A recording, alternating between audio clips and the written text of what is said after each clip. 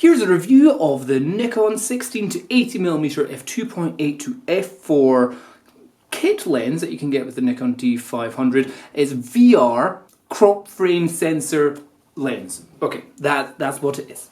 In terms of size and weight, it is fairly dinky, fairly light, with a fairly sizable 72mm front going on here. If we were to compare it to the full frame 15 to 30mm f2.8, you can see there's a little bit of a difference at the front there and size. So it's a nice little lens. 16mm in comparison to full frame cameras is 24mm, and it zooms all the way out to 80mm where it's still an f4. Little hidden beach where you come in from that tunnel up there, little fishing village. But the cool thing about this bit is the big rock over there. So that's an f4, or it becomes an f4 maximum aperture, which 80mm f4 gives you proper shallow depth of field. So if you're doing portraits, this gives you a portrait. This gives you shallow depth of field portrait, and its closest focusing distance, let me just remind myself, is under 35 centimeters. So you can get there and totally get eyeball shots. Oh, what did I do? Totally get shots of the eyeballs. You know, that's how close it is, and you can get proper shallow depth of field by being able to be so close with this thing. The VR on it is astonishing. That's the only way I can describe it. Is as in, I had it on live view on a day when I've had way too much coffee. Let's see, can you see? My hands can't stop shaking. When zooming that out to 50mm, focusing, and then I think it even does it on recording. Just how stable that footage is at 80mm, which in effect is 120mm, I think. Amazing, absolutely amazing quality. So if you're wanting a light, pocketable, not pocketable, light, small, compact, everyday zoom lens with a bright aperture, and you're shooting on an APS-C size camera, absolutely 100% recommend this. I think it's, depending on its price and its availability, this is the lens I would probably be recommending to most beginners into photography. If somebody's like, hey, I'm wanting to get into photography, what camera should I buy? I'm like, get whatever camera you want, but make sure you get this lens. And it won't be so big and bulky that I'll put people off trying to use it, and it will give the shallow, creamy shallow depth of field that most kind of new people to photography are going like, I want that thing which you can do, which I can't do with my phone. That's called depth of field, shallow depth of field. This at 80mm, f4, close focusing, buttery smooth, just really, really good. There are some downsides of it. There's been a bit of chromatic aberration. Again, new to photography, don't need to worry about that. Again, if you're not new to photography but you have Adobe Lightroom, there's a button for that. In terms of its barrel distortion at 60mm, so that means it like warps out that way. Again, there's a button to fix that. And in terms of its pin cushion, when you're shooting at 60mm, totally fine. Nobody's going to notice. Nobody's going to notice at all. What I can say definitely though is that his corner performances are surprisingly impressive. As in, when I've been shooting this for my work, I do property stuff.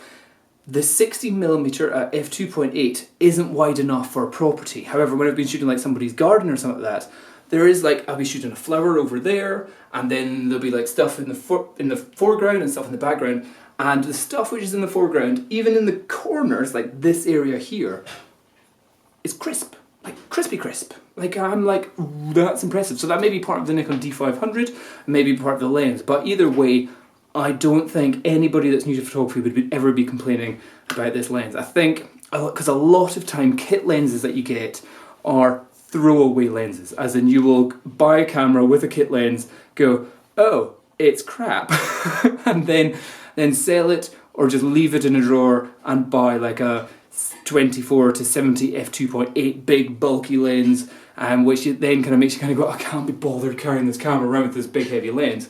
This is nice, light, compact, and just an awesome, awesome lens. Its autofocus speed is actually very good as well. See that? Look at that. It is a little bit noisy, so for video work you're still going to want to do manual focusing if you're doing video work with this lens, because although it's like APS-C super quiet, it still makes a funny noise.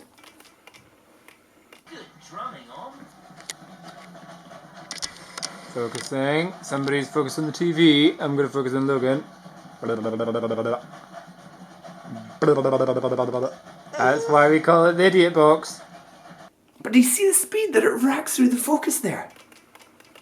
If you're wondering why is it not focusing, it's because I'm pointing it towards a completely blank wall where there's nothing to focus on.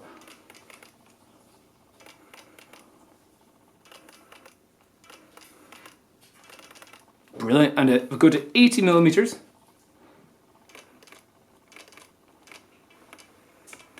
So you see it's a little bit slower at 80mm.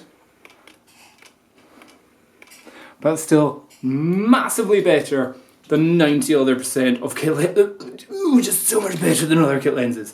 So that is a quality, good lens. If you are a dad with a kid and you want to be able to go around and just go, boom, took a photo. Brilliant, brilliant. That's all I can really say. No, I normally have bad things to say about stuff. What can I complain about? Bollocks. No, nothing. Just really good. Really good. Just, I'm gonna have to finish this video there because I haven't thought of bad things about it.